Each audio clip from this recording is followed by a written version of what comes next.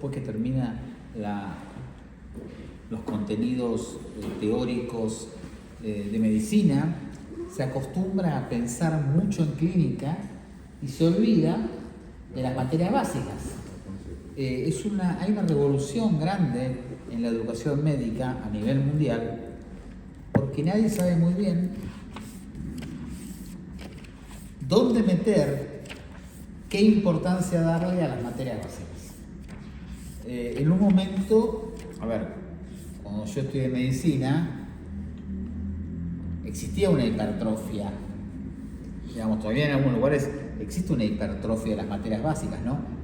Primeros 2-3 años, todas las cosas anualizadas, microbiología que parecía que era lo más importante del mundo. Yo cuando cursé embriología, la sensación que me transmitían, pero no en forma desagradable, sino porque lo pensaban así. Hoy uno de los profesores de embriología es el vicesecretario académico de acá, digamos, pero me transmitían como que si no sabía embrio, no podía estudiar medicina. Y embriología era como anual, histología, y de hecho muchas materias que se convierten medio en filtro. Anatomía patológica, si alguien anatomía patológica la quería tomar bien, una materia que aprueba la mitad de la gente o menos, tomándola bien. Entonces, un poco se está reevaluando todo esto, porque ¿qué me queda después cuando yo me recibí? Todo esto fue a partir de una encuesta que hicieron en Harvard, que a los mejores promedios hicieron un examen para evaluar qué quedó de pregrado. Y el porcentaje de los conocimientos de la facultad de pregrado en los mejores promedios de Harvard están por debajo del 10%. Es decir, hay un enfoque muy bueno sobre la parte clínica. Entonces uno empieza a pensar y se olvida de todo lo demás. Entonces, primero, ¿es importante saber tanto cinética multicompartimental? No, en farmacología. Pero sí es importante tomar los conceptos de farmacocinética que a mí me sirven en el consultorio o en la aplicación práctica. ¿Sí? Es decir, yo tengo que saberme todas las vidas medias de todas las fármacos. Es imposible. Eso está clarísimo. Pero sí entender cuáles son críticamente importantes para el manejo frente a un paciente con una caída de la fracción de filtración glomerular, qué pasa con insuficiencia cardíaca que tiene congestión hepática, qué drogas se biotransforman en hígado, qué pasa con los betabloqueantes en un paciente con insuficiencia cardíaca. Es decir, un montón de cosas que nacen obviamente de la materia básica y que se aplica después, pero que el concepto grande está en lo básico. Este es un poco de propósito cuando hablamos de anticoagulantes. Primero, esto es lo más interesante. Esta presentación después yo la mando con otro día. Esto es lo más interesante. Ay, me olvidé el libro hoy. Algo me olvidé. Pasa que no pasé por mi casa por eso. Es del tema. Como el martes lo traigo. Esta clasificación también está mal. Esta clasificación histórica de los anticoagulantes también está mal. ¿Por qué está mal? Vamos a quizá la parte importante de la clase es analizar esto, porque la clasificación implica entender el mecanismo de acción, implica ver dónde ubicamos cada una de las drogas. Hoy en día, los anticoagulantes se clasifican así, desde la parte más ortodoxa de la farmacología básica. Anticoagulantes por vía parenteral, anticoagulantes por vía oral, y ya tenemos la primera cosa incoherente. Anticoagulantes por vía parenteral, anticoagulantes por vía oral, y después tenemos un grupito que se agregó hace media hora que se llama nuevos anticoagulantes orales. Pero son orales también, ¿no? Sí. Debieran ir con... Y ahora no. Los nuevos, ¿por qué? Porque los nuevos orales se diferencian sustancialmente en el mecanismo de acción de los tradicionales. Entonces, hoy sería anticoagulantes por vía parenteral, anticoagulantes tradicionales por vía oral, y cuando hablamos de tradicionales, como dicen ahí, están los dicumarínicos, los que todo el mundo conoce, y los nuevos anticoagulantes orales, que si uno se pone fino en la farmacodinámica, en el mecanismo íntimo de acción, están más cerca de vía parenteral que de orales. Pero bueno, se toman por boca. Esos son 3 grandes grupos. Si vamos desarticulando cada uno de los grupos, decimos, por vía parenteral hay 2 grandes familias, los antitrombínicos indirectos y los antitrombínicos directos. ¿Por qué yo clasifico indirectos y directos? ¿Por qué yo clasifico indirectos y directos? Básicamente porque requieren de un cofactor. Entonces, yo digo, los agentes antitrombínicos indirectos requieren de un cofactor. Sin el cofactor, sin el compinche, su mecanismo de acción cae. Su efectividad se va al piso. Los antitrombínicos directos son antifactor 2 directos, porque la trombina es el factor 2 de la coagulación. ¿Hasta acá vamos bien? Ahí hay un error ya, porque dentro de los indirectos yo meto a las 2 heparinas. Dentro de los indirectos yo meto a las 2 heparinas. La heparina sódica, o heparina estándar, o heparina no fraccionada, todo lo mismo, y las heparinas de bajo peso. ¿Por qué digo que hay un error? Porque yo dije recién, los indirectos requieren de un cofactor. Okay. La heparina sódica requiere un cofactor. La de bajo peso no. Sin embargo, están metidos en el grupo de antitrombínicos indirectos. Entonces, a veces esto es más fácil de entenderlo ahora cuando uno estudia en 3er o 4.º año en farmacología, eso depende de qué universidad o de qué facultad de medicina, uno no tiene demasiado juicio crítico, digamos. Pero cuando uno empieza a utilizar estas drogas, porque lo interesante de las materias básicas, me parece que la revolución en medicina va a ser cuando nosotros estudiemos materias básicas una vez que nos recibimos. Un estudio diferente, la fisiología, o la farmacología, o la anatomía patológica, cuando ya hizo todo medicina. Uno entiende diferente qué es lo que tiene que saber. Por lo tanto, dentro de los antitrombínicos indirectos, la madre es la heparina sódica. Como las heparinas de bajo peso molecular indefectiblemente nacen a partir de la sódica, todas pertenecen a este grupo, pero la de bajo peso, vamos a ver esto ahora, no requieren de un cofactor, porque el mecanismo de acción ni siquiera es casi antitrombínico. Entonces, las de bajo peso van pegados a su madre, que es la heparina sódica, pero en cuanto al mecanismo de acción y en cuanto a la dependencia de un cofactor, están en la vereda opuesta. Cuando hablamos de agentes antitrombínicos directos, casi no se usan hoy. Me refiero a los agentes antitrombínicos directos por vía parenteral. Si uno va para atrás en la carrera de medicina, uno puede decir cuáles eran los agentes antitrombínicos directos que se estudiaban. La irudina, el irulog, el argatroban, ¿está bien? Ahí está. Hoy la única que se utiliza como vía parenteral antitrombínica directa es la vivalirudina. Tiene una sola indicación. La única indicación, a ver, uno la puede usar, no digo, pero digo, desde el punto de vista de la FDA, la indicación importante de la vivalirudina es la plaquetopenia inducida por heparina. Si un paciente tiene heparina sódica y esto le genera el famoso HIT, es decir, la plaquetopenia inducida por heparina, no bajaban un poco las plaquetas porque las plaquetas bajan siempre un poco con heparina.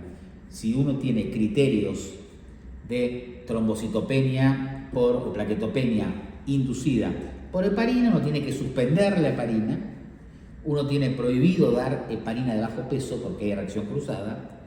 Uno dice, yo puedo pensar en anticoagulantes orales, pero en realidad el anticoagulante oral requiere un tiempo con el mecanismo de acción hasta que actúe.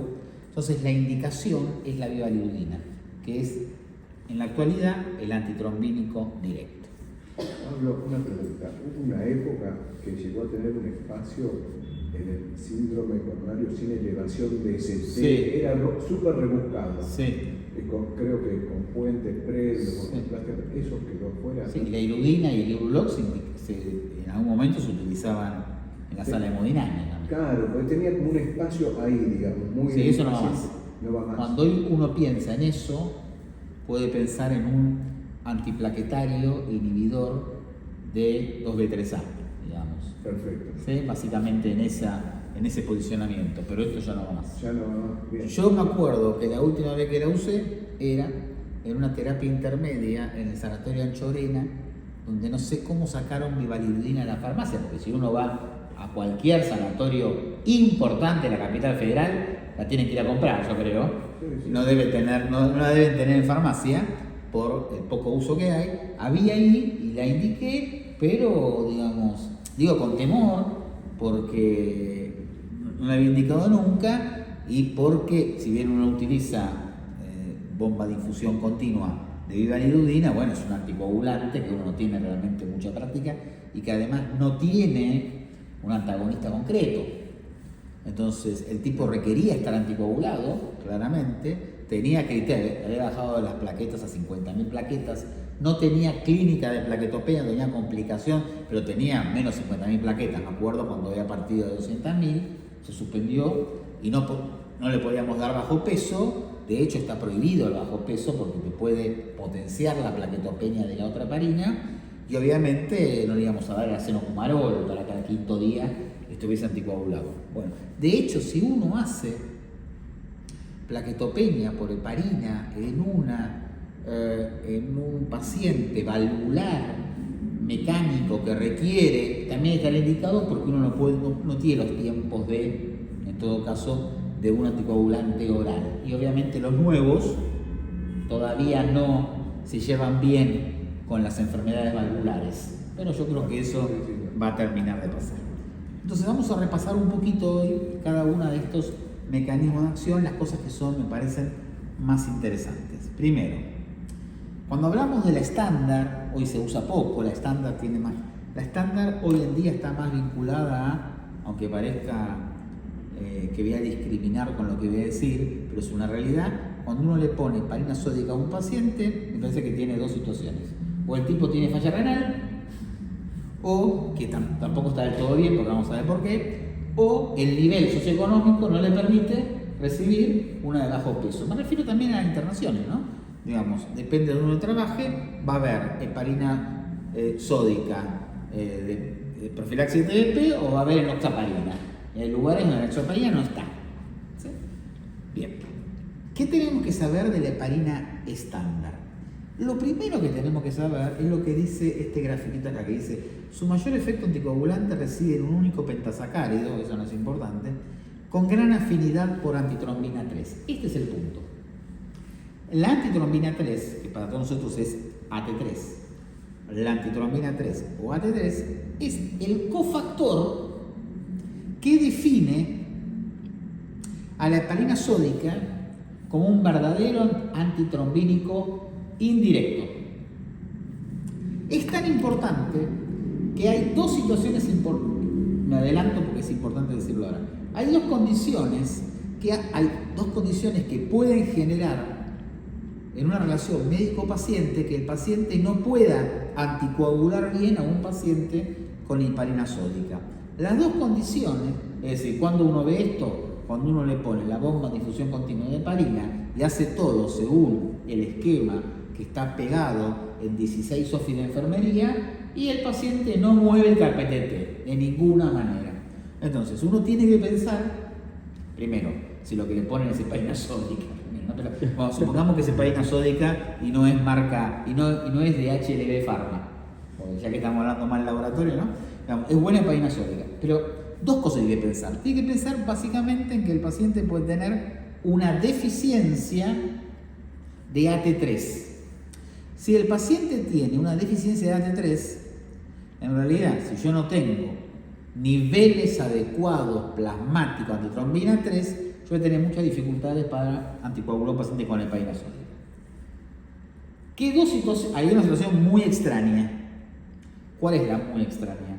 La muy extraña es lo que se define como déficit hereditario de AT3. que te das cuenta cuando. Te das cuenta cuando utilizas heparina sódica.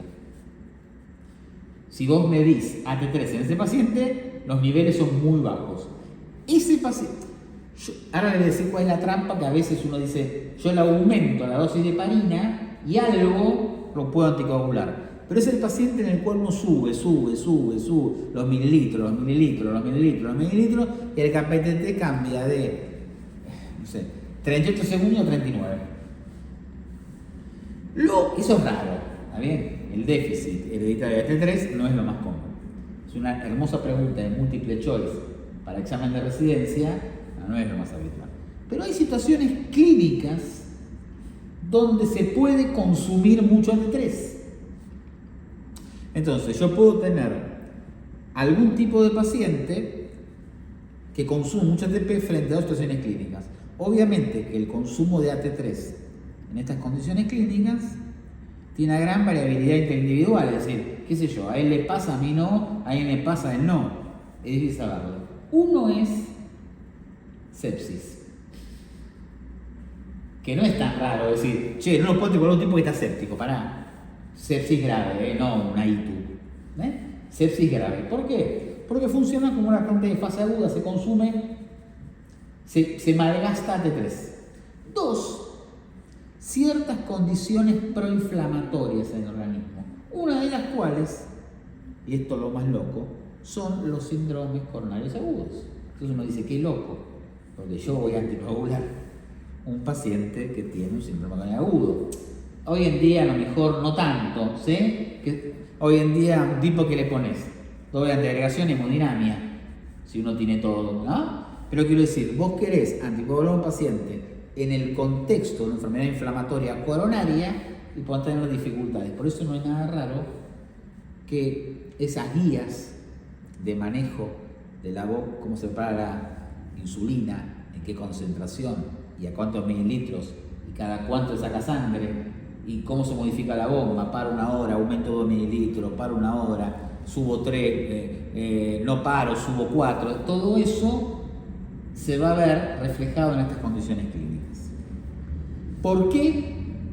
Si yo aumento mucho la bomba de heparina, puedo llegar a anticoagular al paciente, porque básicamente la heparina, primero, tiene otro cofactor, que no es tan pesado como la T3 que vamos a ver ahora, y segundo, porque un 10% de su mecanismo de acción no depende de la trombina ni de la T3, depende del factor 10. Claro, entonces, directo, tiene un componente directo. Entonces, es poquito, pero bueno, por eso digo, che, el tipo está clavado y no mueve el KPTT, algo lo puede mover.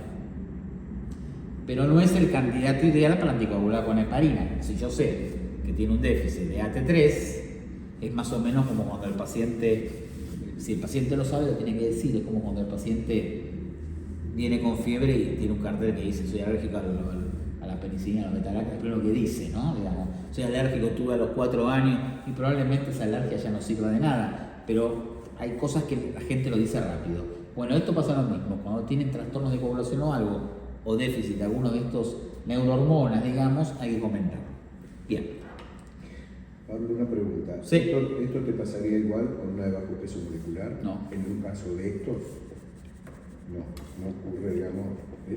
Por eso ahora te voy a decir por qué no. Porque el de bajo peso no es básicamente antitrombínico. Perfecto. Entonces no depende de ningún cofactor.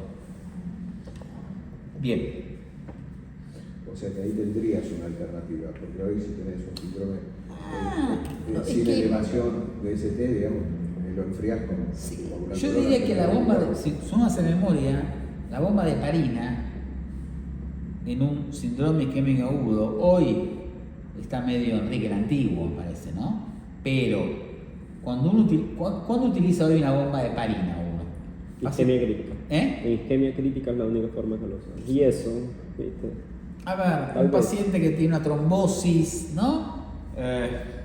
Trombosis vascular, trombosis protés, se empieza a limitar un poquitito la bomba, se limita bastante, salvo que vos no tengas directamente heparinas de bajo peso. No sé, en el hospital del conurbano sección 2000 y a lo mejor no hay heparinas de bajo peso, qué sé yo. ¿Está bien? Esto pasa porque uno me parece que, ¿no? Que sobra en todos lados y ya no sobra en ningún lado casi. Hagamos la prueba de ir a Los Arcos y pedir bilirrubina. Con lo que paga la gente de Swissmedica la prepaga. No hay bilirrubina ahí. Entonces, digo porque... El domingo voy a llamar a farmacia y te voy ¿El a domingo escribir. estás ahí? Sí. Indica. No saben ni... Se van a equivocar si ponen la B larga primero y la B corta después. Te digo, no saben ni cómo se escribe. Te digo que yo no sé el nombre comercial, ¿eh? No me lo acuerdo el nombre comercial porque no hay más de una, ¿eh? Bien. Los hematólogos manejan más esto. El hematólogo, más que el cardiólogo, maneja más esto. Bueno. ¿Cuál es el mecanismo entonces? Un poco lo dijimos ya. Es primero velar que después de cortar. ¿Eh? Ah, bueno. Sí, Por eso, viva, pero uno claro. ¿Cuál es entonces el mecanismo íntimo de acción de la heparina sódica? La heparina, la unión de la heparina con la T3, porque va con el cofactor, la heparina va con el cofactor, la heparina necesita AT3, produce un cambio, ahora explicamos esto, produce un cambio de conformación en la molécula de antitrombina. ¿Por qué digo esto? Porque normalmente, fisiológicamente, endógenamente, la antitrombina 3 bloquea a la trombina. ¿Está bien? O sea, la antitrombina 3 es lo que tenemos nosotros como antitrombina. ¿Qué le aporta a la heparina? Potencia a la heparina, potencia a la T3. Por eso es tan importante en el mecanismo de acción de la heparina la AT3. Porque el que juega el juego importante es el cofactor. Sin AT3 o con poca AT3 tenemos ese problema. Dos cosas importantes. El 90% del mecanismo de acción de la heparina sódica es este. El 10% es un anti-10. Entonces, algo de la heparina sódica se parece al clexane. Porque lo interesante de entender es que el clexane, por dar una marca comercial que todo el mundo conoce, nace del útero de la heparina sódica. Es un hijo de la heparina sódica de la heparina. Lo que pasa es que el hijo, como pasa la mayoría de las veces, se diferencia mucho de la madre o del padre del cuerpo. Digo, vamos a ver algunas diferencias cuando lo ponemos uno contra otro. Uno dice, no parece el hijo. Porque la verdad que cambia hasta su biotransformación. Algo que nace de la heparina sódica. Entonces, la heparina sódica potencia a la T3. Un 10% es anti-10. Le importa 3 carajos a la T3. Pero existe, como otro mecanismo de acción de la heparina sódica, lo que dice acá, el cofactor 2. Hay un cofactor, se llama cofactor 2 de heparina. El cofactor 2 de heparina es el cofactor más débil, no es como AT3, pero que se activa con dosis altas de heparina.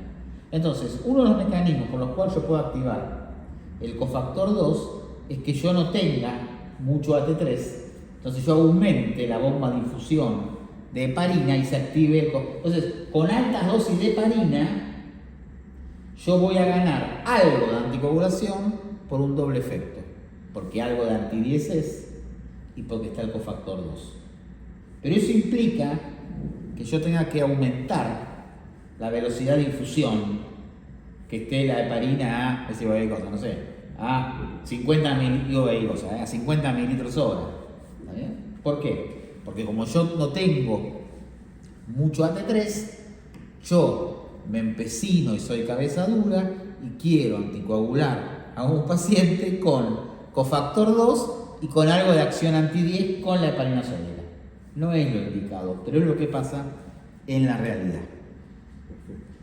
Segundo punto importante, la farmacocinética de la heparina sódica. Primero, me parece que hay 2 o 3 cosas importantes de acá. Uno, la vida, uno dice, hay que saber vida media, lo importante es esto. La vida media es de 1 a 1,5 horas. Esto es interesante cuando tenemos bomba de infusión y queremos hacer algo con el paciente. Nosotros apagamos la bomba de infusión. Ustedes saben que la vida media es nosotros no tuvimos una clase inaugural de fármaco, porque si yo les doy la clase de cosas generales no terminamos más, es anual el módulo. Pero la vida media es el tiempo que tarda en caer a la mitad de la concentración de una droga. No es el tiempo que dura la droga. Entonces, la vida media me dice que está en 1.5 horas. Yo sé que para que se vaya su efecto, tienen que pasar entre 4 y 6 vidas medias de cualquier droga. Entonces, yo sé que en 6 horas no tengo acción heparínica, nada. Y yo sé que si pasa 1 o 2 vidas medias, cayó mucho la concentración en sangre también. ¿Se entiende? Esto me ayuda cuando yo digo, che, el paciente va a cirugía. Cerrá la heparina porque en tantas horas va medianamente seguro a cirugía. ¿Por qué digo esto? Esto hace que la heparina sódica sea no fraccionada. Si yo tengo que mantener niveles permanentes, concentraciones plasmáticas adecuadas todo el tiempo. ¿Por qué? Porque la vida media es corta, a diferencia de las de bajo peso. Desventaja. Ventaja, la manejo más fácil. Segunda ventaja importante, está el sulfato de protamina. Si yo quiero, la opero, ¿qué hora es? 6:30. Se opera a las 7 menos cuarto. Ya no puedo. La quiero revertir, el antagonista es el sulfato de protamina. Con un problema que puede tener el sulfato de protamina, que es la trombosis. Porque la sangre es muy loca, ¿vieron? Pasa de un estado a otro y yo puedo antagonizar la heparina para evitar, teóricamente, sangrado quirúrgico y el paciente puede hacer un cuadro trombótico. Pero no importa. La otra característica interesante para sacar esta diapositiva es que tiene un doble metabolismo. El metabolismo tiene que ver con la biotransformación y la eliminación de la droga. Tiene un doble metabolismo, y esto es importante. Un metabolismo que es muy rápido, pero que se satura. Ese metabolismo que biotransforma rápidamente la heparina tiene que ver con macrófagos y tiene que ver con ciertas sustancias del endotelio.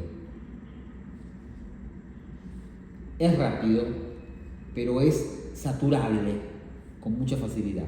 Por lo tanto, si yo sostengo la bomba de difusión de heparina en el tiempo, la biotransformación o el metabolismo va a ser renal, porque la biotransformación renal de la heparina no es saturable.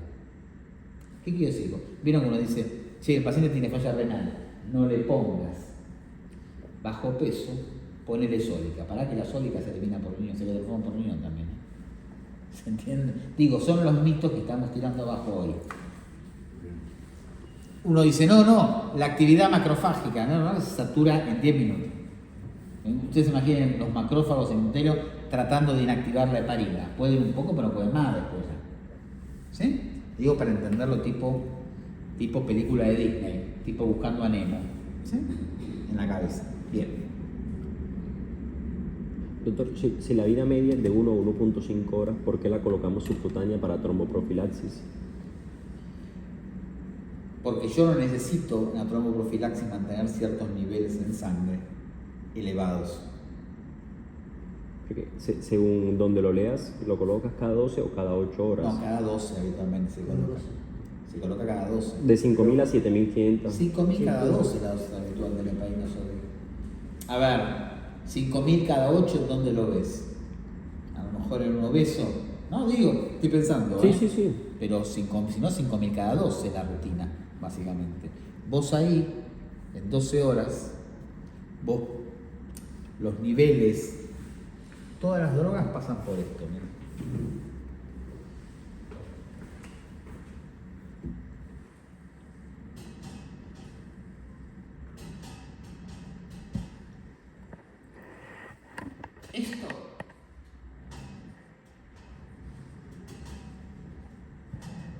Esto es una droga. Esto se llama CEE. Esto quiere decir concentración en estado estacionario. Uno tiene que mantener en los intervalos interdosis cierto. Si yo me voy para acá, tengo toxicidad. Si yo me voy para acá, pérdida de efectividad. ¿Sí? Esto a veces es muy amplio.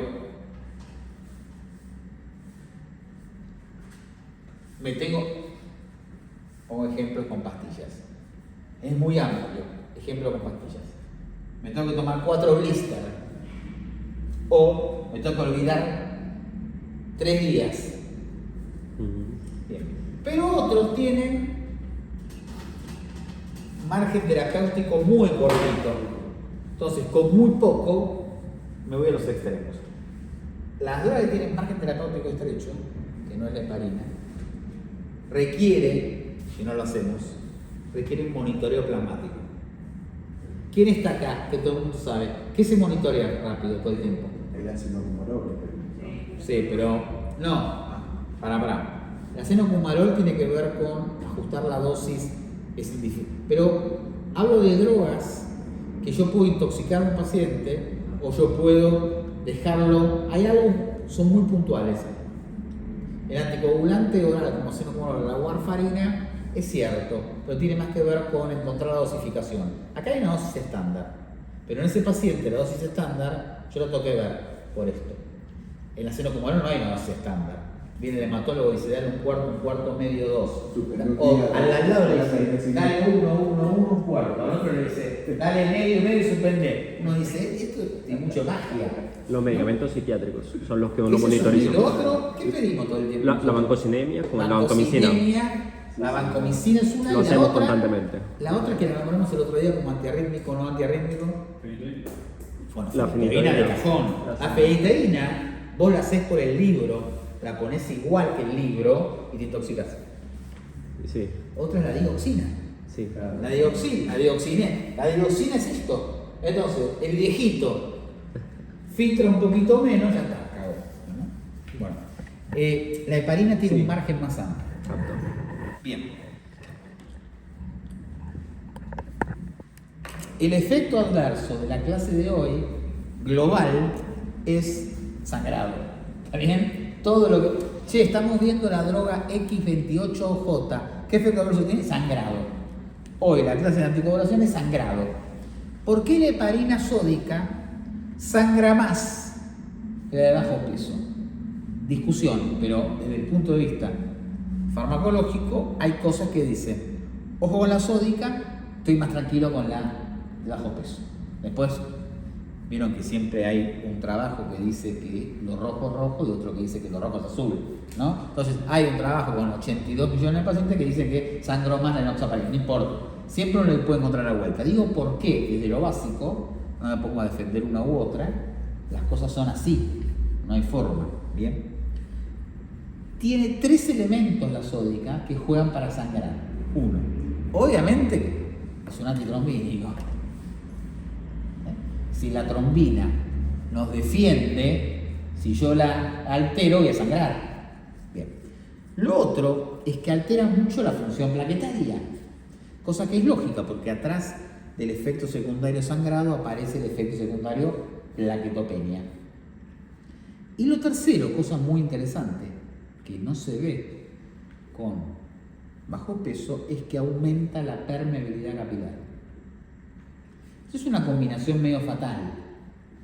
Estas 3 cosas me dicen a mí que un tipo con un esquema de control pegado al lado de la bomba de difusión continua, igual puede tener sangrado con heparina. Bien. Lo otro es la plaquetopenia, como dijimos. Esto ya lo dijimos. Entonces, frente a las limitaciones, vieron que no estoy hablando nada de clínica, no dije nada de clínica. Frente a las limitaciones, ¿cuáles son? Che, se fija mucho la proteína, puede tener interacciones. Che, activa las plaquetas, puede tener problemas. La respuesta es medio impredecible, ojo, porque yo hago todo como me dice, el KPTT se me queda ahí, o hice todo bien, el KPTT se fue a más de 3, un clásico, ¿no? Empecé de a poco y dice, el primer control más de 300 KPTT. Cierro todo, hay que esperar 3 horas, es impredecible, y el fenómeno de resistencia a la heparina aparece, la heparina de bajo peso, que son las hijas de la heparina sódica. Básicamente tienen grandes diferencias. Lo primero, Si bien están en la clasificación, aparecen en el grupo familiar que dicen son antitrombínicos indirectos, no es ni antitrombínico ni requiere un cofactor. Porcentaje de acción antifactor 2 es un 10%, el 90% son anti-10. De hecho, uno se acuerda de esto, a los chicos de pregrado les cuesta acordarse estos porcentajes, pero nosotros es más fácil. Cuando vos controlas uno de bajo peso, pedís el anti-10 activado. No pedís el antitrombina. Sí, lo ¿Por pido, qué? ¿Por qué? Porque el 90% de la acción y los márgenes de seguridad, por más que se ajusta bien por kilo de peso, una unidad por kilo de peso cada 12 horas, se ajusta perfecto, vamos a ver excepciones ahora, se ajusta perfecto cada tanto. ¿Vieron cuando los laboratorios quieren vender algo? Habitualmente los médicos muy vinculados a los laboratorios, vos sabés lo que voy a hablar ahora, quieren vender cosas que, a ver, la heparina de bajo peso no es para hacer dosaje cotidianamente, pero hay que hacer un dosaje, si lo ves en un tipo con heparina de bajo peso. No, como pesa 40 kilos, yo le pongo 40 cada 12 y me quedo tranquilo. Sí, quédate tranquilo, pero cada tanto miralo. Una vez miralo, qué sé yo, ¿no? Bueno, esto es lo mismo. Entonces, el mecanismo, el 90% es anti-10, el 10% es antitrombina. Primer concepto. Segundo concepto. Esto no lo marqué mucho, pero es una ventaja que uno puede tener frente a la sódica. Se une muy poco a la albúmina. Se une muy poco a otras proteínas plasmáticas. Por lo tanto, genera menos interacciones con otras drogas. Uno debiera pensar, siempre en farmacología básica, el tema de interacciones es un tema denso, complejo de acordarse, pero está claro que un tipo que está anticoagulado, con bajo peso o con heparina sódica, y debe recibir entre 7 y 8 cosas más, que está internado, que recibe heparina sódica o heparina de bajo peso. Son tipos que tienen unas indicaciones de una carilla mínimo, ¿no? Bien, entonces, una alternativa es, che, mira, elijo esto, les digo para verlo de una visión de la que nosotros no vemos nada, ¿sí? Nadie hace indicaciones pensando en las interacciones farmacológicas. Es imposible pensar o saberse las interacciones de la heparina de bajo peso, la heparina sódica con un antimicótico de África Oriental. No sé, lo que suena agarra el Goodman y Gilman, en cada capítulo aparecen las 728 interacciones dinámicas y cinéticas de cada una de las drogas. Uno debiera acordarse lo grande. Uno a priori sabe que la sódica es de desplazar más otras drogas que la de bajo peso, como concepto. Es más segura en términos de interacciones. Tercer cosa importante, genera menos alteración plaquetaria. Entonces, si genera menos alteración plaquetaria, si genera menos interacciones farmacológicas y sobre todo, si no aumenta la permeabilidad capilar, la de bajo peso es segura en términos de sangrado. No sangran, les digo la visión de la industria a los médicos. Si ustedes usan bajo peso, nadie sangra. Mentira. ¿Ven?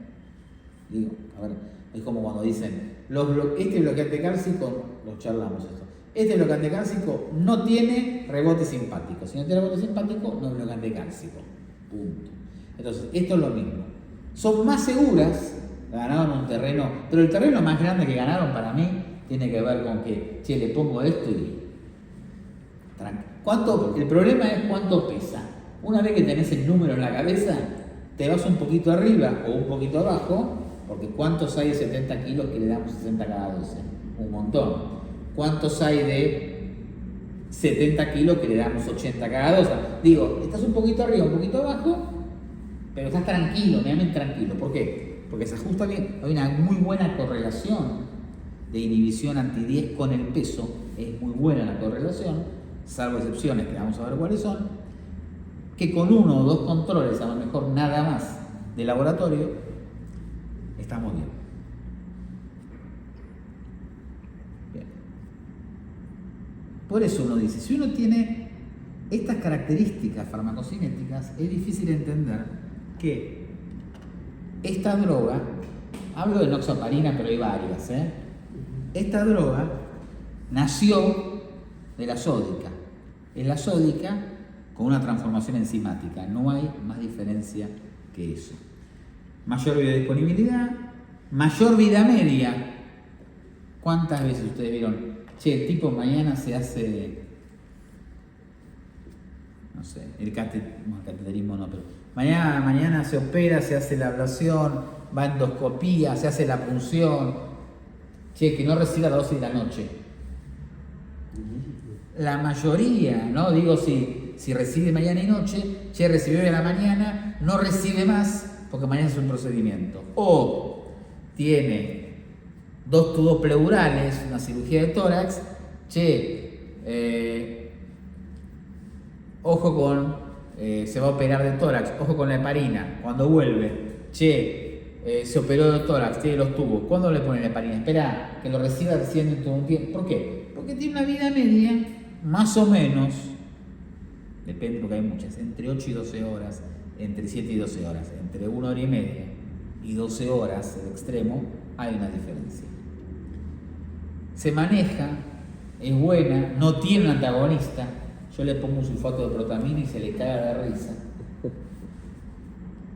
Cosa que es muy loco, ¿no? Porque la heparina sódica da un bebé que se llama enoxaparina, pero el bebé no revierte con el sulfato de protamina. Algunos le dan sulfato de protamina para ganar algo de efecto, pero no es mucho. Eso te iba a preguntar. Algunos le ¿Le dan. das directamente o No le das Yo directamente. tenía esa concepción de que, bueno, es muy poco lo que revierte. Bueno, sí, viste que uno para calmarse a veces Sí. hace todo y queda todo escrito, pero en realidad, si vos no se lo das, no te puede decir nada, como Doro Pi, cuando él se declara. ¿Está bien? Ahora que está de moda, Cristina. Bueno, ok. Y lo otro que tiene poca unión, esto es interesante, poca unión a todo lo que me puede generar interacción. También tiene poca unión a los macrófagos. Ustedes saben que los macrófagos biotransformaban la sódica. Por lo tanto, esto es todo renal. ¿Sí? Pero entre el porcentaje no renal de la sódica y esta no hay tanta diferencia. Digo porque si no, che, subir la creatinina, ponerle heparina sódica, sacarle la enoxaparina. Es muy limítrofe esa indicación. Bien. Ya dije por qué sangraba menos. ¿Cuándo es monitoreo? Es fácil. 2 situaciones. A ver, hoy en día, cuando sale al mercado de bajo peso, no había nunca monitoreo. Después aparecen indicaciones ortodoxas de monitoreo de bajo peso. Y hoy, sin indicación ortodoxa, uno cada tanto quiere ver cómo da ese anti-10. Las ortodoxas son 2. Una, tiene falla renal. Yo le quiero dar bajo peso con disfunción renal, tengo que chequear. Porque yo no sé, a ver, che, pesa 60 kilos, 70. Como tiene falla renal, le doy 40 cada 12. Y no sé, a lo mejor esos 40 le pegan un montón, no sé. Entonces, en ese paciente le pido. Y lo otro, que es muy importante, y no lo hacemos nunca, o no hacemos nunca, son las variaciones extremas de peso. ¿Qué quiere decir variaciones extremas de peso? Quiere decir, ¿qué dicen los libros de variación extrema de peso? Dice, más de 100 kilos, uno dice, más de 100 kilos, ¿cuánto es? 120. Uno dice, no le puedo dar 120 cada 12, le puedes dar 120 cada 12, pero tenés que chequearlo. Habitualmente cuando son más de 100 kilos, lo que se hace es 100 cada 12 y chequeo. También. Pero bueno, 100 o más, le querés poner bajo, tenés la obligación de chequearlo. Los libros ortodoxos dicen menos de 40. Menos de 40, ya estamos en la bulimia casi, ¿no? Digamos, a ver, pero bueno, hay que ver si alguien de 40, 38, 45 kilos tiene indicación de anticoagularse o no. También. Primero veamos eso, ¿viste? La viejita del geriátrico de 40 kilos, no vamos a chequear, no le ponemos heparina ya. ¿Sí? Y que tenga una muerte digna trombótica. Pero básicamente es, digo, ¿no? Pero es así, no dice, te digo, ustedes van a buscar los libros, no dice 50, dice 40 kilos. Los tipos flacos, 50, 40 y pico, Che, yo le pongo, me quedo tranquilo, le pongo 50 cada 12, 40 cada 12, ese lo tenés que chequear. O puede ser que te pase fácil. Hoy en día, un tipo que se va a la casa con bajo peso, anticoagulado, y un control con un anti-10 en un laboratorio de rutina tiene. No cuesta nada, está cubierto, me refiero a la prepaga. Lo que sí es interesante es que ustedes tienen que poner qué anti-10 quieren. Porque depende ¿cómo se llama? Tienen que poner qué droga es. Porque hay diferentes pruebas de laboratorio para cada una de las drogas. No es un anti-10 general, no, para anti-10, porque vamos a ver que hay controles de anti-10 con los nuevos anticoagulantes orales. Entonces vos tenés que decir cuál es que está recibiendo. Bien. Si es una heparina de bajo peso, ¿cuál? Porque la de bajo peso que queda, la enoxa, la bemiparina creo que ya no está más en el mercado, y fraxiparina creo que Fraxiparina está. sigue estando. Sí. Cayó muchísimo. Sí. Y una pregunta. Surgió, si no me equivoco, ¿no era la primera? Me equivoco. ¿Eh? Fraxi, ¿no fue la primera? El Clexane fue la No. ¿Fraxi no fue antes que Noxa? No, Para mí sí. No tengo Pero tanta- bueno, no igual fue algo Fraxi surgió que siempre lo vi de medio de lejos esa. surgió un montón, Fraxi después se quedó. Sí, Claramente se quedó. y bemiparina en un momento estuvo Menarini y la trajo de España, lo adiqué, era la marca. Pero Nadroparina también está. Nadroparina. Anadroparina también.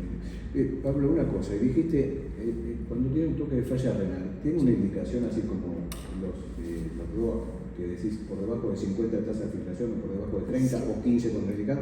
Acá, ¿dónde está? Todos los libros se juegan. ¿Dónde le pones el Todos libro? los libros ponen la misma, es el 40 mililitros. 40. ¿Cuál es? Mediano Pero presión la verdad es que alta. menos de 40 es una falla renal. A ver, pongámoslo en términos prácticos. En un viejito en serio, aunque esté entero, todos tienen ese clearance eso.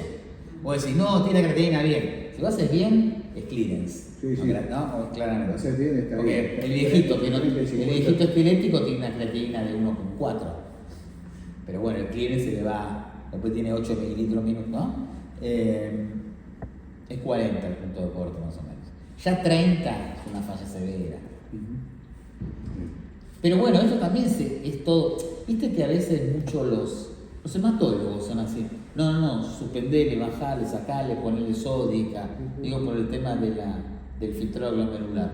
Pero la verdad que si vos haces un poco de magia y después la magia la chequeas en un laboratorio, te da tiempo. De hecho, me acuerdo que al principio los controles con anti-10, no creo estar muy equivocado con lo que decir, tardaban un montón en venir de vuelta. Vos lo pedías y a mí me parece que era así. Y al tercer día el laboratorio tenía, viste, vos decís, como la dioxinemia. Me tardaste 4 días, ya quiero saberlo rápido, si cada uno con dioxina. Esto era lo mismo, y esto ganó mucho ahora. El anti-10 viene rápido. Tenés un manejo para hacerlo. A vida media no es de 4 días, viene de 7 horas. Entonces, che, estás un poco pasado, pará. No es un gran drama. Y te digo, pasado igual o no, y esto se ve en la farmacovigilancia de la droga, pasado significa me estoy arriba del margen terapéutico ese. Desde la farmacovigilancia no hay tantos reportes de sangrado. Che, está un poquito pasado, ¿por qué? Porque tiene falla renal. Che, tuvo hemorragia digestiva, no se ve tanto. Es una droga segura, dentro de todo.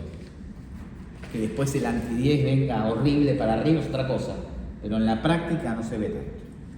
Los orales tradicionales son el acenocumalol y la warfarina. En la Argentina, cuando uno quiere, a mí me gusta definir a la Argentina es como un anticoagulante oral. ¿Por qué? Porque en la Argentina uno elige los tradicionales, estoy hablando de tradicionales, el 95% de la prescripción de tradicionales en la Argentina es el acenocumalol.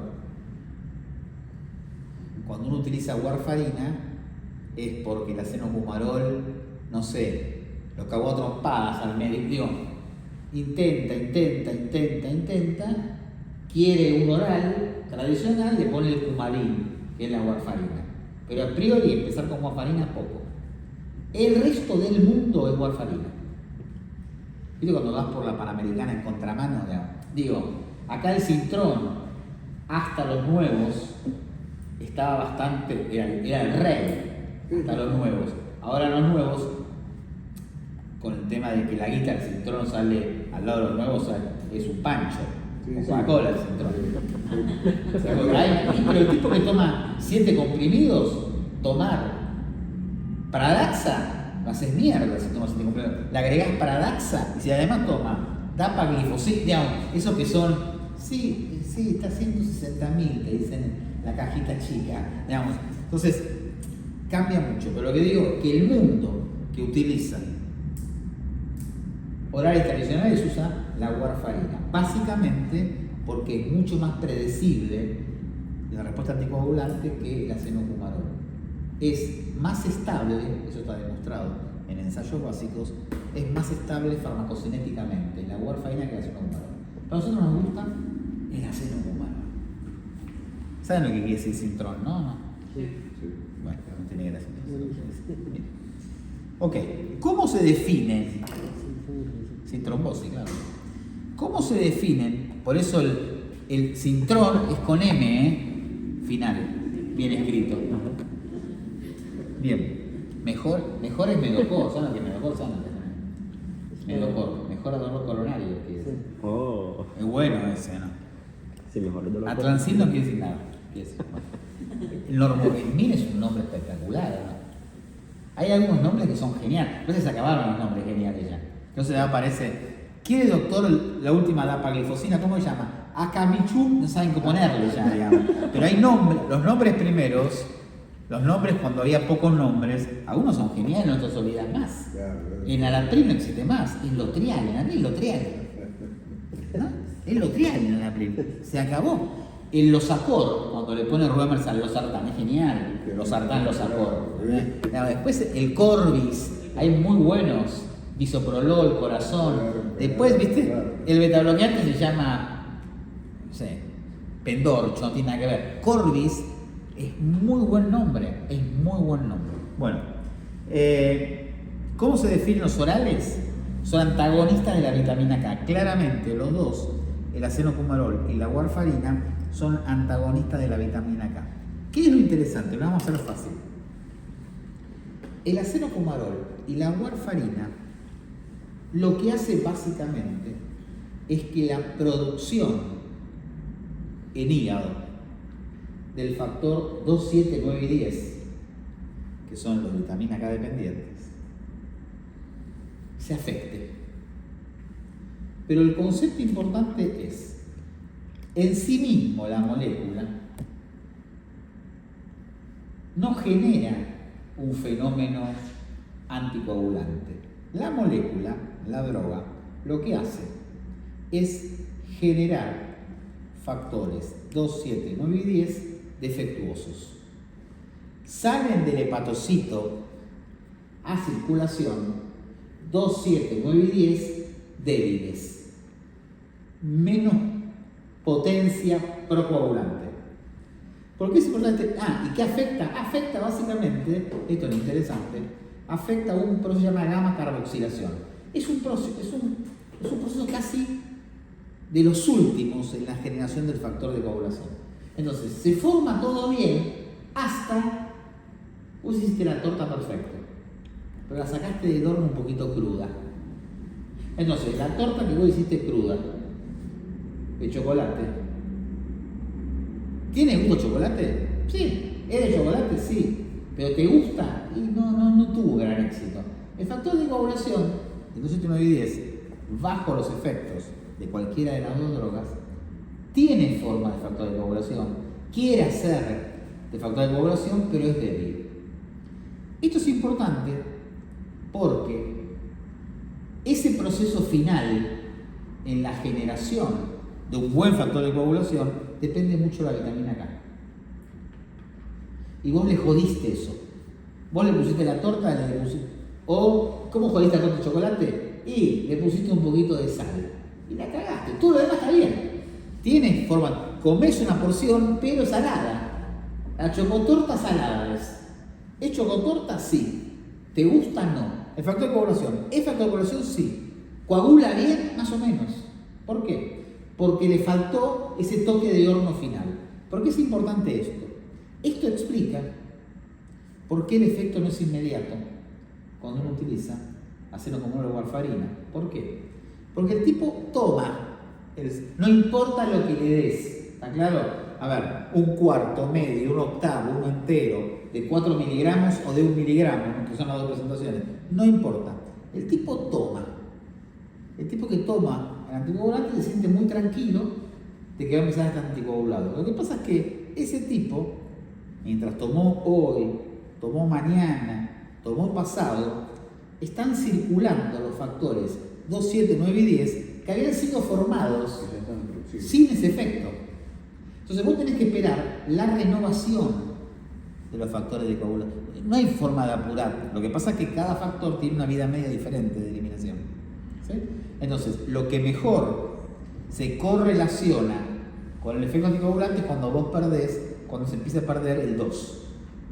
Del 2, 7, 9 y 10, cuando el 2 se empieza a fabricar medio choto, ahí empieza realmente el efecto con el aceno-comunol o warfarina. ¿Está bien? Y esto tiene, aunque parezca increíble, como cada uno hace a su manera la chocotorta, esto es lo mismo. Cada individuo fabrica a su manera, con sus tiempos, los factores coagulados. Hay tipos que tienen una dificultad enorme de sacar sangre cada 4 días y te vas de 1 de RIN a 1.1, a 1.2, a 7, a 3, a 1.1, ¿no? Pasa todo el tiempo eso. El otro factor que limita mucho esto, más allá de que uno tiene esperas para hacer esto, es que tiene mucha afinidad por la albúmina. Entonces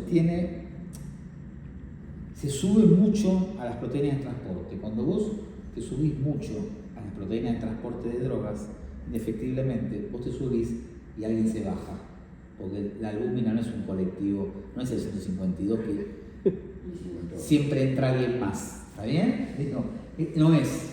Entonces, sube la parada 1, en la parada acá en la facultad subió el aceno-comunol. Pará, ¿qué se bajó?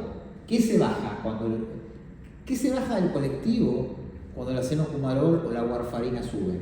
Y se bajan habitualmente antibióticos, se bajan habitualmente antiarrítmicos, y uno dice, está bien, pero si no toma antibióticos, está bien, pero es raro que el tipo esté anticoagulado y no tenga antiarrítmicos.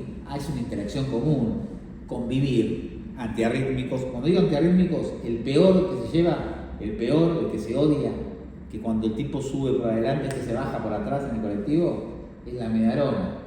Es raro combinar medarona con aceno-comunol, está lleno. Entonces, una de las contras es esto, tiene una alta explosión de proteínas plasmáticas, y otro problema es los diuréticos. Si bien no vimos la clase de diurético formal, la furosemida tiene una unión de proteínas plasmáticas del 99%. Casi no hay, cuando vos tomás la furosemida, casi no hay Lasix como droga libre, se une casi todo. Después sí, empieza a liberarse y empieza a actuar, pero ocupa muchas proteínas de transporte y desplaza muchas otras drogas. Los diuréticos de ASA básicamente tienen mucha afinidad y mucha interacción. Por eso cuando el tipo, imagina un viejito de 90 años que filtra como puede, que a lo mejor no come demasiado bien, que a lo mejor no tiene mucha... Tenés furosemida, dioxina, medarona, aceno-comunol, tuvo una gripe, le pusiste levofloxacina. Se hace una mezcla que vos no sabés qué es droga libre y qué es droga unida a proteínas. Entonces, estas drogas empiezan a tener estas dificultades. ¿Sí? Bien. Dos cosas importantes. Y con esto terminamos, seguimos la próxima. Dos cosas importantes. Una. Dije que la palabra, el password, la clave, la contraseña de todo de hoy va a ser sangrado. ¿No? Toxicidad de sangrado, toxicidad hemorragia, toxicidad sangrado. Sangra. Miren qué interesante, hay 3 factores que tienen correlación muy buena con el sangrado. Me refiero al aceno-comunol, y a la warfarina. La próxima seguimos con los nuevos, pero con esto sangrado. 1. Miren qué interesante. Vamos de lo más obvio a lo antiplaquetarios. Es decir, che, ¿qué le dejas? Y le dejo clopidogrel anticoagulación. Alarmas. ¿Qué toma? Y tomo aspirina y Sintrón. Antiplaquetarios. Tiene relación directa con más tasa de sangrado. No importa la edad, no importa la función hepática, no importa la función renal, no importa nada. Digo, uno contra otro es un problema. Segundo, el ring tiene una correlación muy importante con el sangrado. Siempre hay alguien que me caga este comentario y me dice, yo conocí un señor que tenía 9 de ring y no sangró. Está bien, siempre está el que sangra con 2.7 y el que no sangra con 10. Pero tenemos estadísticamente mucha más chance cuando vos tenés 4 o 5 de ring que cuando tenés 3.5. Si bien es cierto, hay un profesor de fármaco que decía que la estadística, esto es muy bueno, decía que la estadística es una rara ciencia que me intenta convencer que si vos tenés 3 televisores en tu casa y yo tengo uno solo, la estadística me dice que los dos tenemos 2. Esa es la estadística. La estadística dice el 50% sangra y yo nunca sangré y vos sangraste todo el tiempo, ¿sí? Esa es la estadística. Pero, por eso digo, fuera de la estadística está... La estadística es la limitación de los talentosos. Porque ustedes tienen que saber que obvio, che, hay viejitos de 9 de ring que se caen, se golpean la cabeza y no tienen un hematoma. Pasa. Y está el viejito que se equivocó en un cuarto, se cortó acá y hizo un shock hipovolémico. Pasa. Pero lo normal es que a más ring, más chance. Y lo tercero, ni hablar de más ring ni antiplaquetarios, ¿no? Se van sumando. Y lo tercero, que es muy interesante, es que, y esto tiene una correlación estadística perfecta, mayor riesgo de sangrar los primeros 3 meses. Si el tipo no sangró en ese juego de ¿qué carajo le doy de dosis? Se llama el juego, ¿no? Porque vos decís, viste que en un momento no tiene coherencia, ¿no? Un cuarto los jueves a la tarde, los viernes medio, los sábados feriados no. El tipo tiene que comprar una agenda. El sábado después tiene una agenda para hacer un cumarol, ¿no? Hay cosas que son muy complicadas porque claramente lo otro es que el tipo, a ver, yo tuve un paciente muy conocido, pero muy puteado también en algún momento, que en su peor momento, que fue presidente de la Argentina, en su peor momento, no entendía ni cómo tomar el bisoprolol y el omeprazol, ¿se entiende lo que digo? O sea, por eso uno también se sienta, y no es para cualquiera esto, fuera de broma, porque el tipo tiene que tomar, ser religioso, más o menos, aunque parezca mentira, existe lo que se llama la cronoterapéutica, no es porque se me canta el culo, le doy el anticoagulante a las 3 o 5 de la tarde, digamos, todo tiene una explicación. Entonces, si el tipo no entiende, listo, compre otra cosa, porque si no vas a tener problemas. No por esto, no por decir, che, el tipo irá una vez por semana al laboratorio a sacarse sangre. El problema es que el precio que puede pagar, uno siempre piensa en la hemorragia. Ojo con las trombosis, ¿no? Che, estoy muy abajo. ¿Sí? Mi tía, pongo un ejemplo. Mi tía, que no tiene que ver con esto, pero tiene que ver con anticoagulantes, empezó hace mucho tiempo lo que era una enfermedad del nodo. ¿Está bien? Es decir, primero tenía taquicardia paroxística, que no fue un problema porque se ablacionó. Ok. Después, en un tiempo aparece FA, así paroxística. La FA muy vinculada, tengo colon irritable, cuando tenía una crisis tenía fibrilación auricular, lo que pasa es que el colon irritable es difícil de manejar también, se empezó a complicar. Después, ¿qué asoció? Asoció que por momentos tenía baja frecuencia cardíaca, es decir, empezó a pasar por todos los, yo le ponía, tuve una FA, entró y salió, ok, toma, le pones un antiarrítmico, me siento mal, 40 sinusal, enfermedad del nodo tenía. La terminó de hacer a esta edad. Entonces, ¿qué hice? La anticoagulé. Cuando la anticoagulé con un nuevo, yo siempre cuento historias mías que me fue mal, porque si no tiene gracia contar las buenas, ¿vieron? Yo cuento las que me mandé cagadas. Le puse Xarelto. Trataba de acordarme porque pasó por varios. Inicialmente le puse Xarelto 20. Claro, dosis plena, rivaroxaban. Un año, pero de libro, un año sin FA. Ella con 84, 85 le dije, mira, y con atenolol, un clásico de los clásicos, dejala anticoagulante. Dejó anticoagulante, al mes hizo un accidente isquémico transitorio. Luego decís, decís, che, estadísticamente yo tengo 2 televisores, no, pues yo a mi casa tengo uno solo. Bueno, estadísticamente es imposible, pasó. Cuando te pasa, te jodió. Pero no le dejó secuela. Cuando dejó secuela, ¿con qué se fue? Se fue con anticoagulantes. Mucho tiempo bien. Cuando toman anticoagulantes, el anticoagulante es antiarrítmico para ella. Bueno, empezó con sangrado, tiene 87. Pero, a ver, un anti-10 en el medio de la tablita. Bien. Empezó con algo de proctorragia menor, pero eso hacía que se cansase. Empezó a caer el hematocrito. Cuando no veía la proctorragia, ¿era proctorragia o era sangre oculta en la arteria renal? Porque el hematocrito iba. Le suspendí. ¿Qué hizo una CB?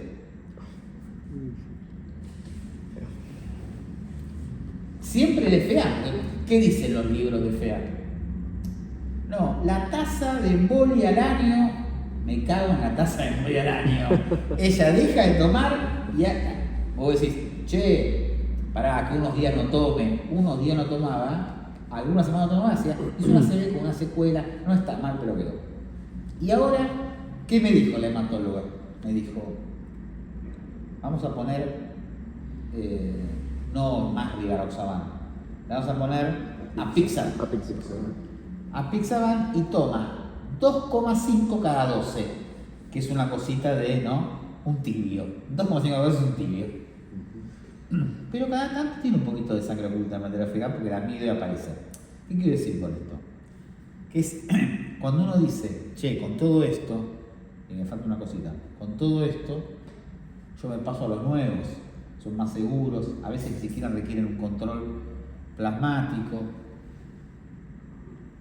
Esos son los libros de estadística, el resto es un problema. El otro problema que tienen los orales tradicionales es la necrosis cutánea. La necrosis cutánea es patognomónico, esto muchas veces se pregunta de examen en fármacos de pregrado, cuál de las siguientes drogas genera necrosis cutánea, es característico de los dicumarínicos. ¿Qué es la necrosis cutánea? Es microtrombosis capilar, que es un efecto paradojal de los dicumarínicos. ¿Cómo se evidencia? Depende de la dosis, no depende de la dosis. ¿Cómo se evidencia esto? Básicamente son lesiones isquémicas, lesiones necróticas en la punta de los dedos, de manos y pies, bien periférico.